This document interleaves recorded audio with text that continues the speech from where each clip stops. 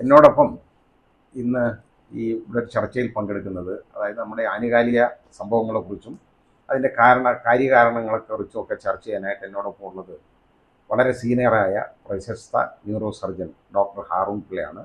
അദ്ദേഹം ഇന്ത്യയിലെ പല ആശുപത്രികളിലും ജോലി ചെയ്തിട്ടുണ്ട്, വിദേശങ്ങളിൽ ജോലി ചെയ്തിട്ടുണ്ട്, ഒരുപാട് വിദേശ രാജ്യങ്ങളൊക്കെ സന്ദർശിച്ചിട്ടുള്ള ആളാണ്. ഈ കാര്യങ്ങളെല്ലാം വിലയിരുത്തി, സമൂഹത്തിൽ നടക്കുന്ന കാര്യങ്ങളെല്ലാം വിലയിരുത്തുന്ന ആളാണ്. പിന്നെ നിങ്ങളൊക്കെ പരിശോധിച്ചാൽ കാണും, അദ്ദേഹത്തിൻ്റെ വീഡിയോകളെന്ന് പറയുന്നത് ഈ റോഡ് ആക്സിഡൻസ് മൂലം റോഡിൽ പൊലിയപ്പെടുന്ന ജീവിതങ്ങളും, അതുപോലെ തന്നെ വെറും വെജിറ്റബിൾ സ്റ്റേറ്റിൽ കിടക്കേണ്ട ആളുകൾ, വിധിക്കപ്പെട്ട ആളുകളെ സംബന്ധിച്ചുള്ള ഒരുപാട് വീഡിയോ അദ്ദേഹം ചെയ്തിട്ടുണ്ട്. അതൊക്കെ കാണേണ്ടത് തന്നെയാണ്. അത് വളരെ ഇന്നത്തെ കാലത്തും വളരെ പ്രസക്തമായ കാര്യങ്ങളാണ് അതിലുള്ളത്.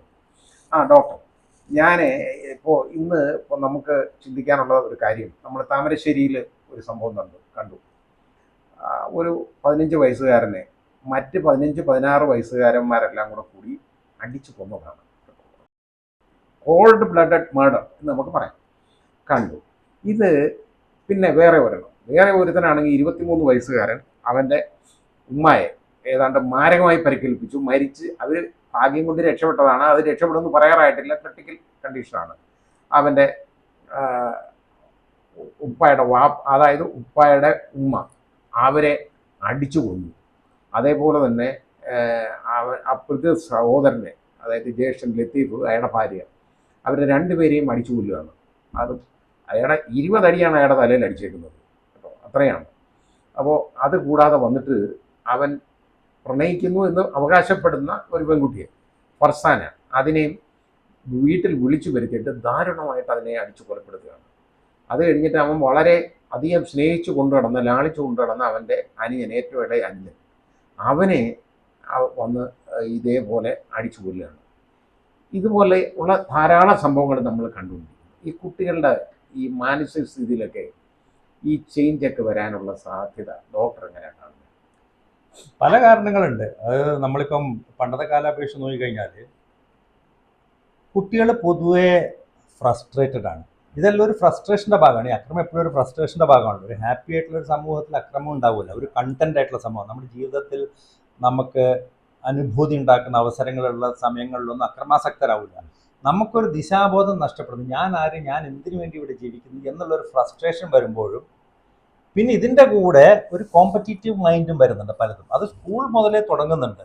ഈ പരീക്ഷകളും കാണാപ്പാഠം പഠിത്തതും ആവശ്യമുള്ള കാര്യങ്ങൾ, ജീവിതത്തിൽ ആവശ്യമുള്ള കാര്യങ്ങൾ പഠിപ്പിക്കാത്തതിന് പകരം നമുക്ക് ഒരു മത്സര ബുദ്ധിയോടെ എന്തൊക്കെയോ കാണാപ്പാഠം പഠിച്ച് ട്യൂഷൻ നടത്തി യാന്ത്രികമായി അത് തന്നെ നമ്മൾ ഈ പല IIT training, NEET exam training സെൻ്ററിലൊക്കെ കുട്ടികൾ ആത്മഹത്യ ചെയ്യുന്നത് കാണുന്നുണ്ട്. ഇതിനകത്ത് പിടിച്ചു നിൽക്കാൻ പറ്റാത്തത്. അപ്പം ഇങ്ങനെ ഒരു കോമ്പറ്റീറ്റീവ് മൈൻഡ് വരുമ്പം തൻ്റെ ജീവിതത്തിൻ്റെ ഉദ്ദേശം എന്താണെന്ന് മനസ്സിലാകാത്തുള്ള ഒരു ഫ്രസ്ട്രേഷൻ്റെ ഭാഗമാണ് ഇതെല്ലാം. പിന്നെ അത് കൂടാതെ തന്നെ നമ്മുടെ ഇപ്പോൾ ഈ കോവിഡ് കാലത്ത് തന്നെ 1-2 കൊല്ലം കുട്ടികളെല്ലാം സ്കൂളിൽ പോകാതെ അടച്ചിട്ടിരുന്നു.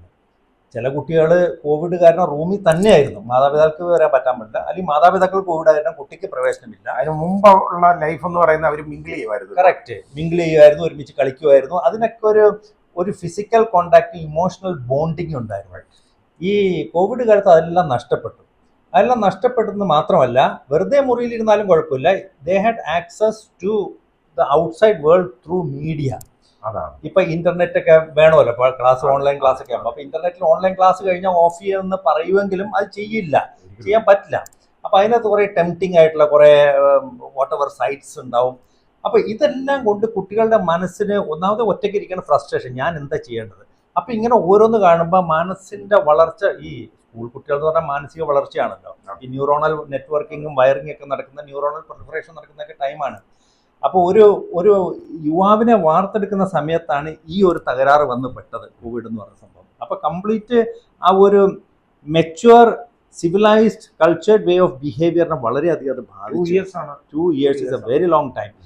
അപ്പം ഈ ചിലർക്ക്, ഈവൻ അഡൾട്ട്സിനെ തന്നെ ഈ ടോർച്ചർ ചെയ്യുമ്പോഴൊക്കെ അവരെ മെൻ്റലി ടോർച്ചർ ചെയ്യാൻ ഉപയോഗിക്കുന്ന ഒരു കാരണം ഈ സോളിറ്ററി കൺഫൈൻമെൻറ്റ് ചെയ്തിട്ട് സത്യം വിളിച്ചു പറയിപ്പിക്കുമ്പോഴേ. അപ്പം എന്ന് പറഞ്ഞാൽ 2 ആഴ്ചയൊക്കെ സോളിറ്ററി കൺഫൈൻമെന്റ് ഇട്ട് കഴിയുമ്പോൾ തന്നെ ഈ അവര് സത്യമൊക്കെ വിളിച്ചു പറയും.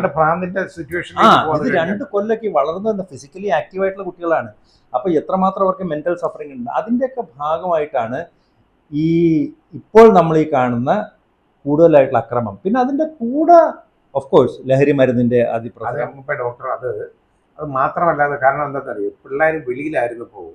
അതായത് മുമ്പ് ഈ പ്രീ പീരീഡിലൊക്കെ അവര് ഒരു ഫിസിക്കൽ എക്സർസൈസ് അവർക്ക് ഉണ്ട്. കാരണം അവർ ഫുട്ബോൾ കളിക്കും, അല്ലെ വോളിബോൾ കളിക്കും, ബാസ്കറ്റ് കളിക്കും, കുട്ടികളുമായിട്ടൊക്കെ മിങ്കിൾ ചെയ്ത് കളിക്കും. അതൊക്കെ ഉണ്ട്. അതെല്ലാം ഇപ്പം വന്നിട്ട് ഇപ്പം മുഴുവൻ ഇവന്മാർ കളിക്കുന്ന മൊബൈലിൽ കൂടെയും അതുപോലെ ഐപാഡിലൂടെയാണ്. ഇതിനെന്താണെന്നറിയോ, ഇതിന്റെ കാരണം ഇപ്പൊ ഫിസിക്കൽ ആക്ടിവിറ്റി എന്തിനു എൻകറേജ് ചെയ്യണം? നമ്മൾ ഫിസിക്കൽ ആക്ടിവിറ്റി ഇൻവോൾവ് ആകുമ്പോൾ നമ്മുടെ ബോഡിയിൽ എൻഡോർഫിൻ എന്ന് പറഞ്ഞ സാധനം, endorphin is like A morphine substitute, mild form ആണ്. അത് കഴിച്ചാൽ നമുക്കൊരു യൂഫോറിയ, നല്ല ഫീലിംഗ് ആണ്. അതുകൊണ്ടാണ് നമ്മൾ ഫിസിക്കൽ എക്സസൈസ് ചെയ്ത് കഴിഞ്ഞാൽ നമുക്ക് നല്ല ഫീലിംഗ്, സ്നേഹവും ഹാപ്പിയും പീസ്ഫുൾ സിറ്റുവേഷൻ വരാം. അത് കട്ട് ഓഫ് ചെയ്ത് കഴിഞ്ഞാൽ ഈ എൻഡോർഫിൻ റിലീസ് കുറഞ്ഞു, പിന്നെ നമുക്ക് ഒരു ജാതി വേറെ എന്തൊക്കെയോ ഫ്രസ്ട്രേഷൻസ് ആണ് വരുന്നത്. അതൊക്കെയാണ് ഇതിന്റെ കാരണം. അതുണ്ട്, അത് ശരിയാണ്. അതപ്പോൾ യഥാർത്ഥത്തിൽ ഈ കോവിഡ് ഒരുപാട് ദോഷം ചെയ്തു എന്നുള്ളത് ഒരു സത്യമാണ്. പിന്നെ അതിൻ്റെ കൂടെ ആഡഡ് ആയിട്ട് ഇത് കഴിഞ്ഞാലും ഈ മാതാപിതാക്കൾക്ക് ഈ കുഞ്ഞുങ്ങളെ ശ്രദ്ധിക്കാൻ പറ്റുന്നില്ല, പലപ്പോഴും ശ്രദ്ധിക്കുന്നില്ല എന്നുള്ളതാണ് കാര്യം. അവരും ഈ മാതാപിതാക്കൾ പോലും ഇപ്പോൾ മൊബൈലിലേക്ക് ഒതുങ്ങിക്കൂടുകയാണ്. കറക്റ്റ്. ഒരു വീട്ടിൽ 4 പേരുണ്ടെങ്കിൽ, അതായത് 2 മക്കളും അണുകുടുംബമാണല്ലോ, അച്ഛനും അമ്മയും, ഇവർ മുഴുവൻ ഒന്നിച്ചിരിക്കാനുള്ള സമയം വളരെ കുറവാണ് കിട്ടുന്നത്. ഇരുന്നാൽ പോലും അവർ മൊബൈൽ ചുരണ്ടിക്കൊണ്ടിരിക്കുന്ന, അല്ലാതെ സംസാരിക്കാറുണ്ടോ? കറക്റ്റ്. ഈ കൂടുതലും വെർച്വൽ ഫ്രണ്ട്സ് ആണ് ഇപ്പോൾ ഉള്ളത്. ഈ നേരിട്ടുള്ള ഫ്രണ്ട്സ്, ഈ ചിലവർ അയൽപക്കക്കാരനെ തന്നെ പരിചയപ്പെടുന്നത് ഹോളിഡേക്ക് എവിടെയെങ്കിലും വിദേശ രാജ്യത്ത് ചെല്ലുമ്പോഴാണ്. പറഞ്ഞു വരുമ്പോൾ ഇയാൾ അപ്പുറം തന്നെ നെക്സ്റ്റ് ഡോർ നെയ്ബറാണ്. കറക്റ്റാണ്. അങ്ങനത്തെ ഒരു കാലം എത്തിക്കഴിഞ്ഞിരിക്കുകയാണ്. അപ്പോൾ ഇതിനേക്കാൾ ഏറ്റവും ഉപരിയായിട്ടുള്ള പ്രശ്നങ്ങൾ ഈ ലഹരി മരുന്ന് വല്ലാണ്ട് ഉണ്ട്.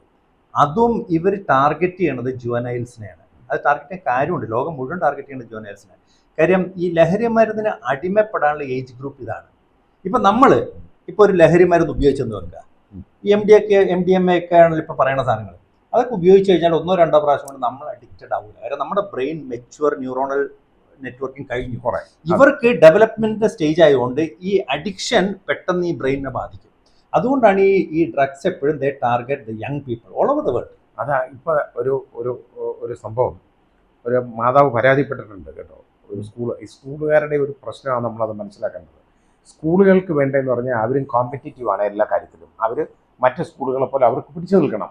കാരണം പണം മുടക്കിയുള്ള ഒരു സ്ഥാപനമാണല്ലോ. ഒരു 4ാം ക്ലാസ്സിൽ പഠിക്കുന്ന ഒരു കുട്ടി, 4ാം ക്ലാസ്സിലോ 4 വയസ്സുകാരൻ അവൻ്റെ ക്ലാസ്സിൽ നോക്കിയപ്പോൾ ആരോ ഒരു മിഠായി വെച്ചിട്ടുണ്ട്. മിഠായി കണ്ടാൽ പിള്ളേരെടുത്ത് തിന്നും. അവനത് എടുത്തിട്ട് കഴിച്ചിട്ട് വീട്ടിൽ വന്നു കഴിഞ്ഞപ്പോൾ അപ്പോഴത്തേക്ക് അവന് പെരുമാറ്റത്തിലങ്ങ് വ്യത്യാസമായി. കുറേ കഴിഞ്ഞപ്പോൾ അവന് ബോധം പോയി. അങ്ങനെ അവനെ എടുത്ത ഹോസ്പിറ്റലിൽ കൊണ്ടുപോയി. അവരെ റെഫർ ചെയ്ത് അവസാനം അമൃതയിൽ ഹോസ്പിറ്റലിൽ കൊണ്ടുപോയി. എറണാകുളത്താണ് കൊണ്ടുപോയപ്പോൾ അവർ നോക്കിയപ്പോൾ എന്താണെന്നറിയോ, അവൻ്റെ ബ്ലഡിൽ മയക്കുമരുന്നിൻ്റെ അംശമാണ് ഉള്ളത്. കാരണം മയക്കുമരുന്നെന്ന് പറയുന്നത് അത് ഓരോ അതായത് ഡിപ്രഷൻ ഉള്ളവർക്ക് കൊടുക്കുന്ന മരുന്ന്, അങ്ങനെയൊക്കെ ഉള്ളത് മാനസിക രോഗികൾക്ക് കൊടുക്കുന്ന ഹെവി ഡോസ് മരുന്നാണ് ഇതിൽ ചേർത്തേക്കുന്നത്. ഇത് വന്നു കഴിഞ്ഞപ്പോൾ സ്കൂളിൽ വിളിച്ചു വെച്ചപ്പോൾ എന്താണെന്ന് പറഞ്ഞപ്പോൾ ഒരു അധ്യാപിക സമ്മതിച്ചു, അവൻ ഇവിടുന്ന് കിട്ടിയ ഒരു മിഠായി എടുത്ത് കഴിച്ചാണ്, അതിൻ്റെ കവർ വിടണ്ടെന്നും പറഞ്ഞു.